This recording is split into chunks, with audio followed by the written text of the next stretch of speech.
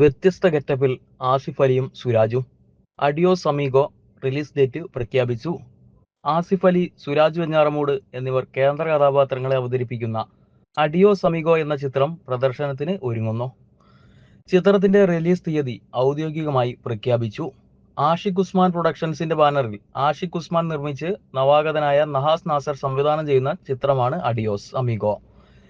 ഈ വരുന്ന ആഗസ്റ്റ് 15-ന് ചിത്രം തിയേറ്ററുകളിൽ എത്തും.